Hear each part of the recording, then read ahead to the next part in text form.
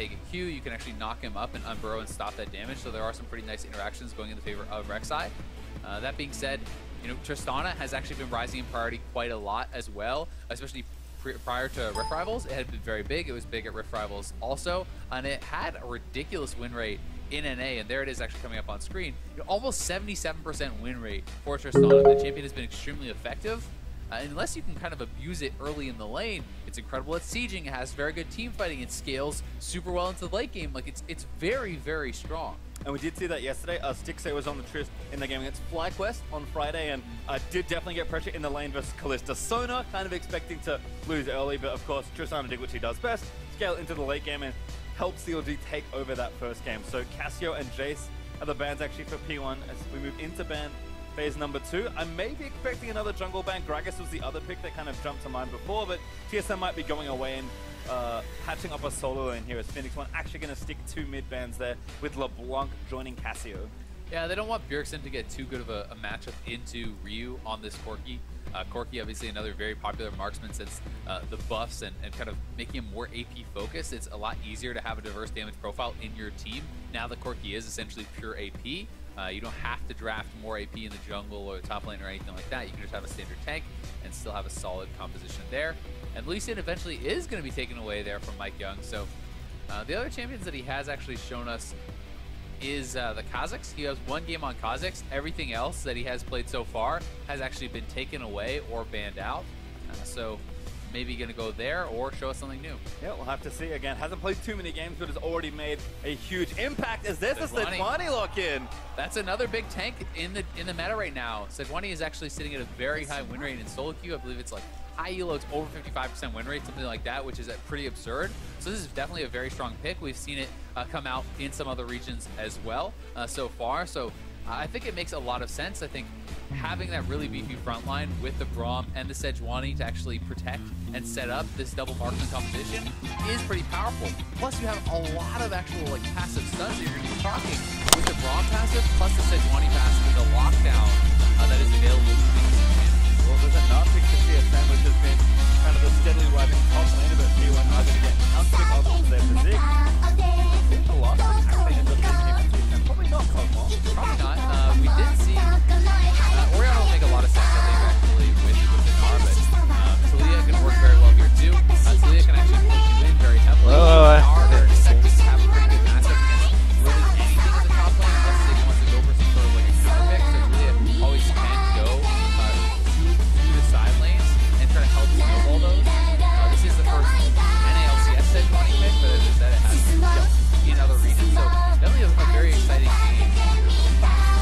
You're actually driving to this, so something a bit more aggressive can help maybe lock down and take down that immediately more, but I think if you look, you know, a player like Mike Young, this is going to be a jungle gets highly current, successful players in jungle. Probably one of the newer junglers to the NALCS who is known and really thrives in that environment initially. So those fresh see bring out something new, and again, I raised the question at the start of the draft, Mike Young, can he play something like a tank? And already in game number 1, a completely different champion take. Yeah, and if you watch this guy, 对，今天的爆底爆很多次了，我们就赶快来打歌吧。这次活动是没有4倍歌曲吗？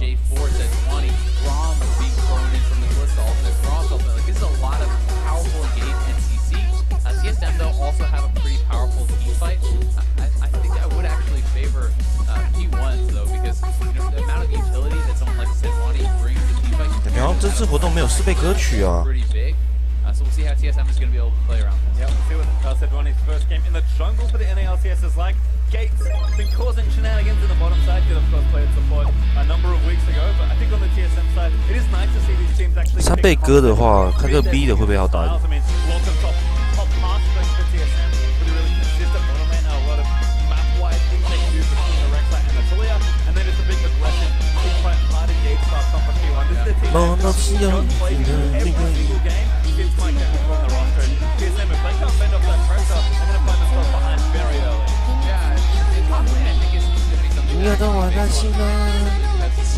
Although Nar passively wins all these lanes, J4 is actually a matchup that certainly can get advantages against. You have to play it aggressively though, and that's why it's so oftentimes people aren't actually willing to make those 还是要打这个4倍的会好一点。3倍金钱可以打比较多钱。1刷活动，2刷钱。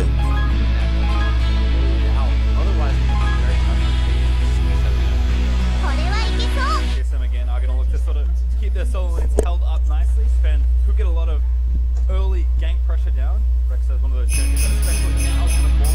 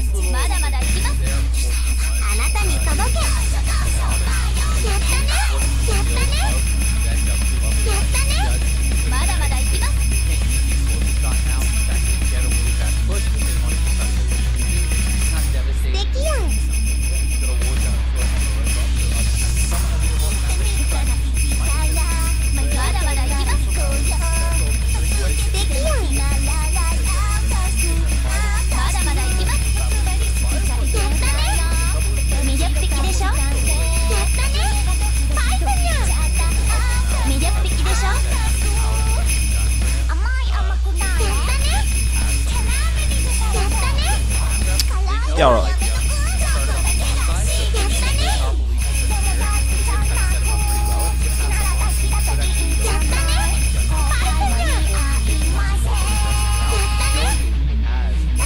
总会累个感觉。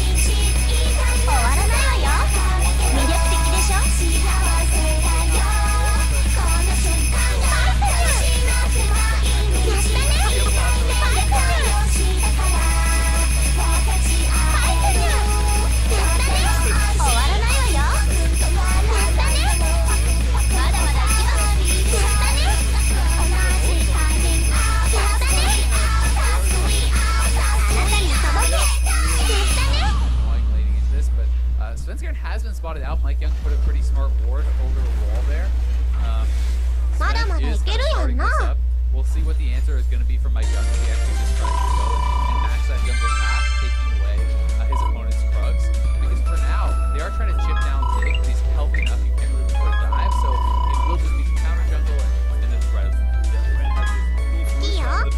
As well, so still plenty of camps to go back to. Mike Young is breezing through his camps. So it's going to steal away the blast cone and then walk back towards the other side. Maybe a little bit. For now, TSM is happy with their lane position. It's looking like that's what it's going to be. I mean, Talia is already moving over towards the blue buff, so they are going to give this over to Pearson to try to get him that advantage. His path is actually they've essentially delayed the blue buff right to the time where Pearson is actually starting to really utilize that.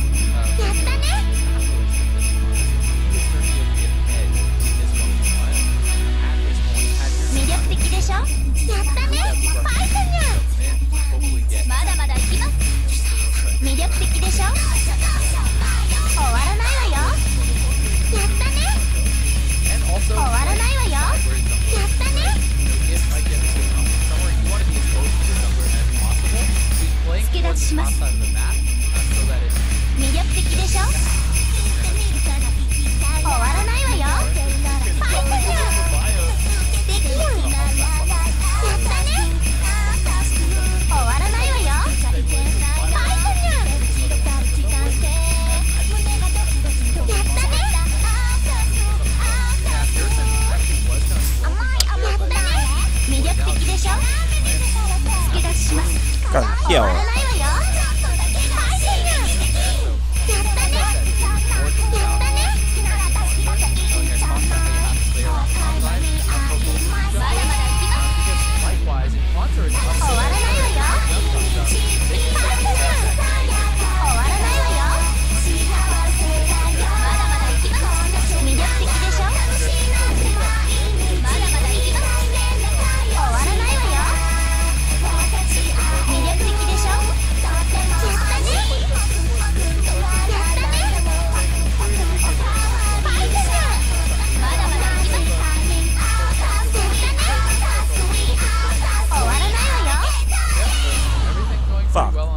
pretty stable game so far. TSM does have the farm advantage, and that is the gold lead that they are kind of edging out. Both junglers, I think, are playing pretty intelligently, tracking each other, making sure that neither one can really make moves on the top side, on that top lane is doing it. So far, so good. Looking good there. Let's take these walls away and again farm up Sejuani. Obviously has a lot of power. They can do stuff early, but happy to farm it out as well. Yeah, I actually think that Sejuani has a pretty heavy scaling advantage against the Rek'Sai. Rek'Sai is much more powerhouse, whereas on tanks, you're generally very happy to be trading farm. If you can just be farming it out against like a Rek'Sai or a Lee Sin or someone like that, you are going to have an advantage going later. Power on this guy, and as you get to a Super Bowl, that can be tough for someone like Rek'Sai that has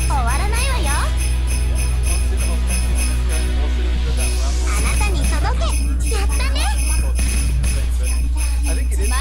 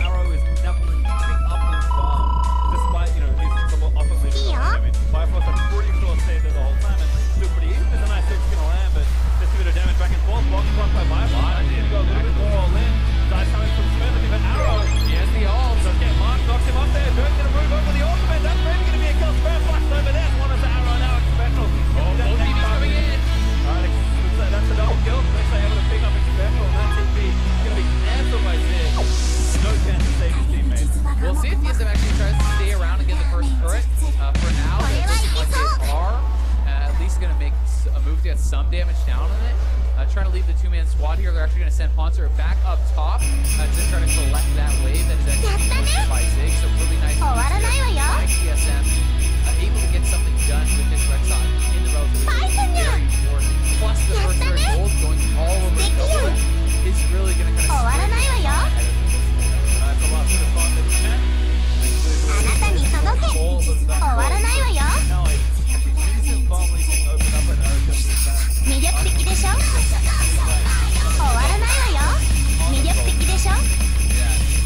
Once left on the farm and it is on the turret. For that great goal. Everyone trying to make it back. Topside gets something back. Deep down.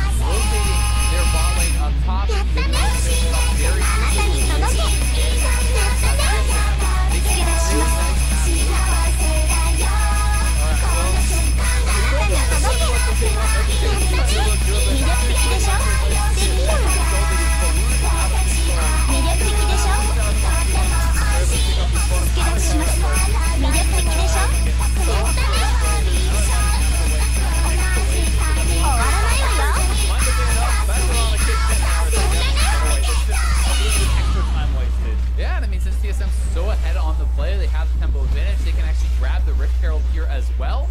And then they're going to take the Rift Herald and their bot lane, go mid, and look to actually force down the last outer turret. This is just such good movement from TSM. And again, P1 are not really ready. They're just the one member here so far. I think they're going to go for the play. Oh, Ryu, yeah, has to use the package. Defensively is by Rift Herald already being summoned. Yeah, and this tower's probably dead at this point. Yeah. Just doing extra damage, and this charge to kill it. Everyone disengages. Squid's going to get out of the way. P1 trying to make a play. As Mike burns the ulti in on the defense. That'll be a kill for Ryu, but I think it's just one for P1. TSM might need to fancy a bit more here as the Rift Herald ult does get the last hit on the turret. There's the booster ultimate to save it special. Bjergsen still firing away, but P1 every cooldown burn defensively, and they still lose the turret. I mean, P1 at least are able to kind of get over there and try to contest it somewhat. They still for the turret. That's certainly the advantage going the way of TSM. All the doubters at this point. Very promising, but you know, at least the kill going over to Ryu is going to kind of push him towards that Triforce a little bit faster. And we saw Ryu take over so many teams and have Rift Herald. This guy that you want to get his play once again. TSM simply rotating to the last outer turret on the map. Rift Herald comes down. One is last to try and stop this. Both the light and Rift Herald at the same time.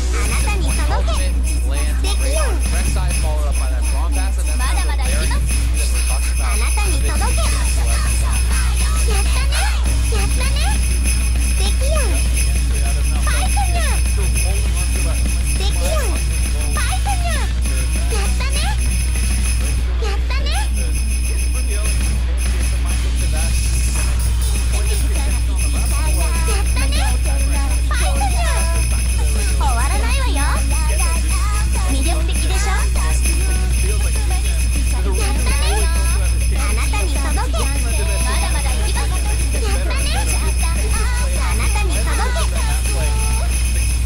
God.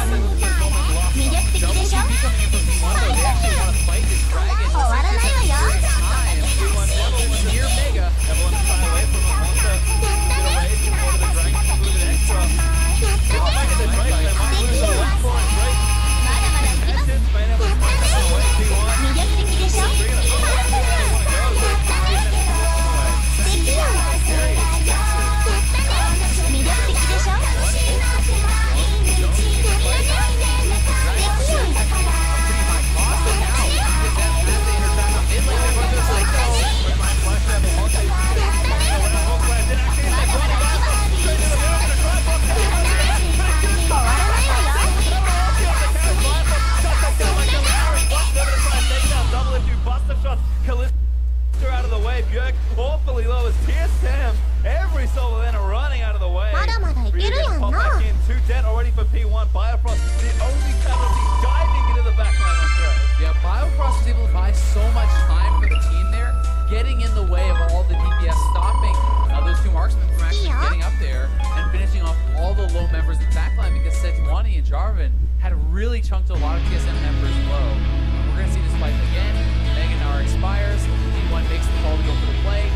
Zig over on the side. He's looking to actually set up for a bit of a flank, but you can see how much time is actually bought here then by Biofrost. He goes